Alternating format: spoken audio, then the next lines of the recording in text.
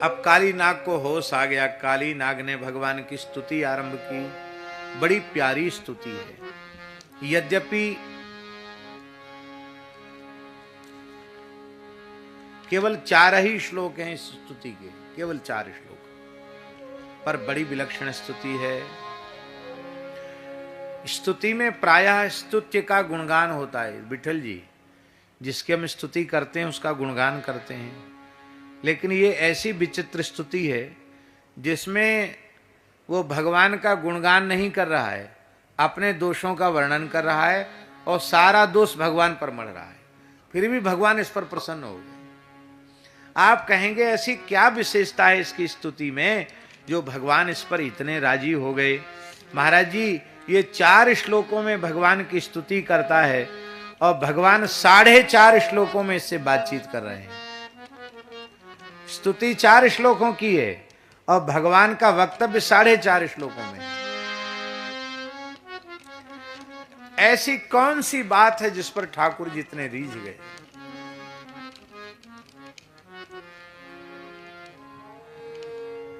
न जाने कौन से गुण पर दयानिधि रीझ जाते हैं। कौन सा गुण था ये।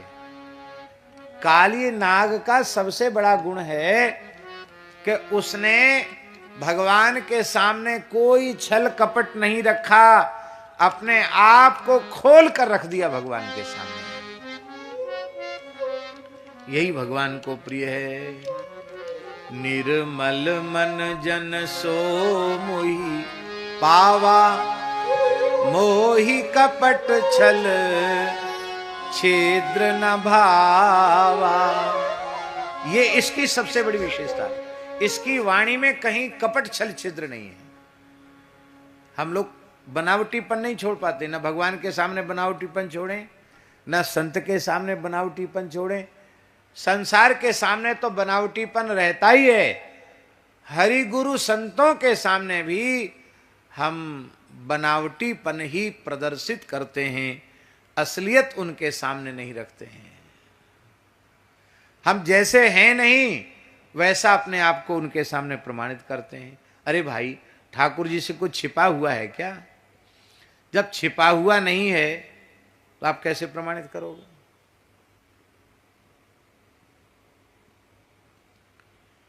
ऊंची कक्षा पर पहुंचे हुए जो जीव होते हैं उनके भी दृष्टि के सामने कुछ भी।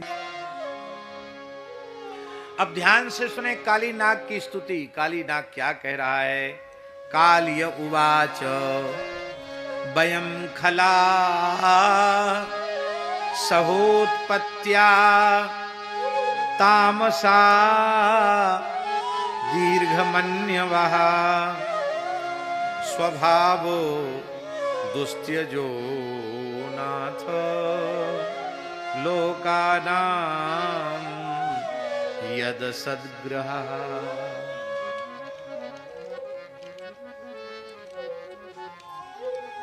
हम लोग हैं तो दुष्ट, ध्यान से सुने, पर बनते हैं सज्जन। भीतर से दुष्टता भरी भई है और बाहर से सज्जनता का अभिनय करते हैं। काली नाग कह रहा है कि महाराज हम सज्जन नहीं हैं, वयम खला, हम खल हैं, दुष्ट हैं। अच्छा कहना चाहिए था उसको अहम खलह, पर अहम खलह ना कह के कह रहा वयम खलाह। माने हम अकेले अपने खानदान में दुष्ट हो गए हों ऐसी बात नहीं है। हम तो, हमारा तो पूरा खानदान का खानदान दुष्ट है। 2 तरह के दुष्ट होते हैं। एक दुष्ट ऐसे होते हैं कि जो दुष्ट का संग पाकर दुष्ट बन जाते हैं, और कोई तो दुष्ट ही पैदा होते हैं। बहुत ध्यान से सुने। जो दुष्ट का संग पाकर दुष्ट हुए हैं वे सज्जन का संग पाकर फिर सज्जन भी हो जाते हैं। लेकिन जो पैदाइशी दुष्ट होते हैं, पैदाइशी माने जन्मजात, जो जन्मजात क्रूर कठोर और दुष्ट होते हैं वो तो महाराज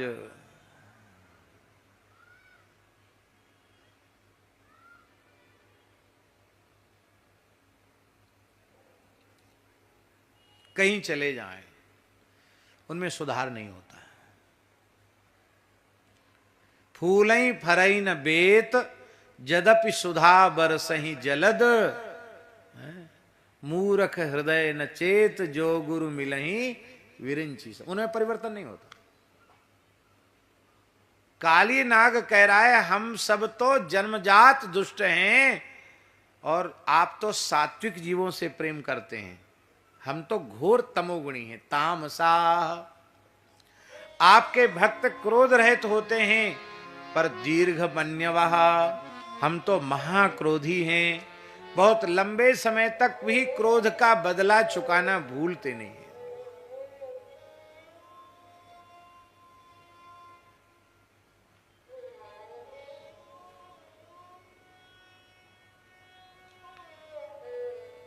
श्री रामानंदाचार्य जी का एक शिष्य हुआ ब्राह्मण, उनके चरित्र में आता है।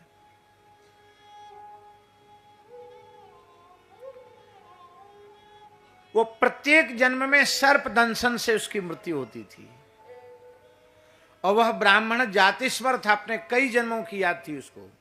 इस बार मरने के लिए वो काशी आ गया और जैसे ही उसको नाग दिखाई पड़ा वो आचार्य चरण की सन्निधि में गया, नाग ने डस लिया, ब्राह्मण की मृत्यु हो गई। आचार्य चरण ने शंख बजाकर ब्राह्मण को जीवित कर दिया और नाग से कहा कि अरे भाई क्यों इस ब्राह्मण के पीछे तुम पड़े हो? बोले ये वही ब्राह्मण है जिसने जन्मेजय को सर्प यज्ञ की विधि बताई थी। तब से मैंने सौगंध खा रखी है, जहां कहीं भी जाकर पैदा होगा मैं इसे डसूंगा। इसके सैकड़ों जन्म हो गए, मैं इसको डसता चला आ रहा हूं। तब आचार्य चरण ने कहा अब तो मैंने जीवित कर दिया, अब तुम इसे मार नहीं सकते हो। फिर आपने उस नाग को भी दीक्षा देकर के कृतार्थ किया। ऐसा उनके चरित्र में। दीर्घमन्यवः, हम बहुत लंबे समय तक, कई कई जन्मों तक भी वैर का बदला चुकाते रहते हैं। बोले इसमें हमारा कोई दोष नहीं है। क्यों? बोले स्वभावो दुस्त्यजो नाथ, हे नाथ स्वभाव दुस्त्यज होता है। जब सारी सृष्टि आपने बनाई है तो स्वभाव बनाने हम कहां से चले आए? हमारा स्वभाव भी आपका ही दिया हुआ है, मैं क्या करूं? इस स्वभाव के कारण ही जीव दुख भोगता है, आपसे विमुख होता है, संस्कृति के चक्र में पड़ता है। लोकानाम यद सद्गृहा, ये संसार चक्र में भटकाने वाला स्वभाव ही है। और महाराज जो स्वभाव को जीत लेते हैं उन्हें संत कहते हैं, और जो स्वभाव को जीत नहीं पाते उन्हीं को दुष्ट कहते हैं। तो हम संत तो है नहीं जो स्वभाव जीत लेते, हम तो उसी दुष्टता के चक्कर में पड़े हुए हैं, हम तो संत हैं नहीं। और भगवान हमें ग्लानि भी नहीं है। क्यों? कि त्वया सृष्टमिदं विश्वम धातर गुण विसर्जनम नाना स्वभाव वीर्योजौ योनि बीजाशयाकृति। ये सारा विश्व आपने इस विश्व का सृजन किया है। नाना नाम रूप भेद वाले, अनेक स्वभाव वाले, पराक्रम वाले, योनि वाले जो जीव हैं, विविध प्रकार के जीव हैं, उनको आपने ही उत्पन्न किया है। उनका अलग अलग प्रकृति, उनका अलग अलग स्वभाव भी आपका बनाया हुआ है। तो जब आपका बनाया हुआ है तो इसमें हम दोषी कहां से हुए?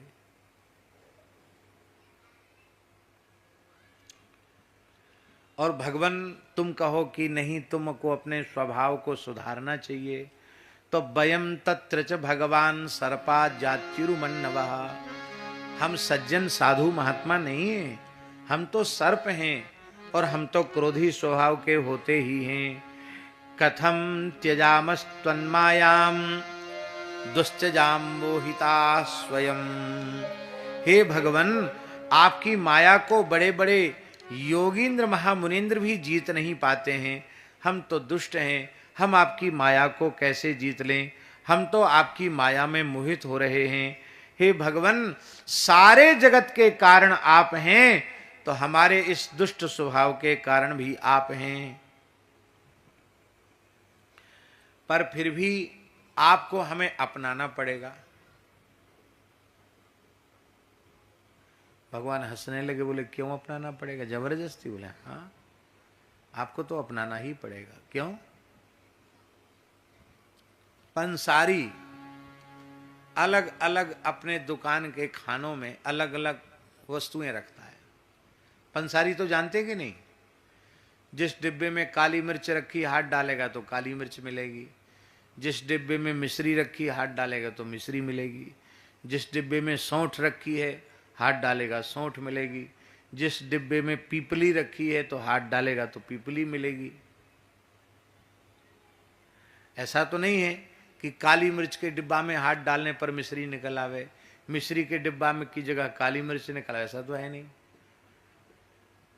तो काली नाग बोला, महाराज सारी दुकान आपकी सजाई हुई है, आप पंसारी हो, ये सारी दुनिया आपकी दुकान है। आपने हमारे में क्रोध रखा, हमारे में विष रखा, हमारे में दुष्टता रखी, तो जो हमारे पास था वो मैंने आपके चरणों में चढ़ा दिया। अब अनुग्रहम निग्रहम बा, अब चाहे मेरे ऊपर कृपा करो, चाहे मुझे दंड दो। मैं बुरे से बुरा हूं, बुरे से बुरा हूं, बुरे से बुरा हूं, पर हे नाथ मैं केवल आपका ही हूं और आप ही मेरे हैं। बस इतनी सी बात से भगवान राजी हो गए। इसकी बातों में बनावटीपन नहीं है। अब वो कह रहा है कि आपको हमें अपनाना भी पड़ेगा। भगवान हंसने लगे, क्यों? बोले जगदीश्वर, आप जगत के ईश्वर हैं। आपने घोषणा कर दी होती कि हम धर्मात्माओं के हैं, हम पुण्यात्माओं के हैं, हम सज्जनों के हैं, तो हम लाइन से बाहर हो जाते, पंक्ति से अलग हो जाते, भैया हमारा तो कुछ है ही नहीं। पर आपने तो, आप तो जगन्नाथ हो गए, आप जगदीश्वर हो गए, तो जगत में तो सब तरह के लोग, हमारे जैसे लोग भी हैं। हे जगन्नाथ, हे जगदीश्वर, हम आपके हैं, आप मेरे हैं। आप मानो या न मानो, पर मैं मानता हूं कि आप ही एकमात्र मेरे हो। तुम मानो या न हमें मानो, हम तुमको अपना बना चुके। तुम मानो या न हमें मानो, हम तुमको अपना बना चुके।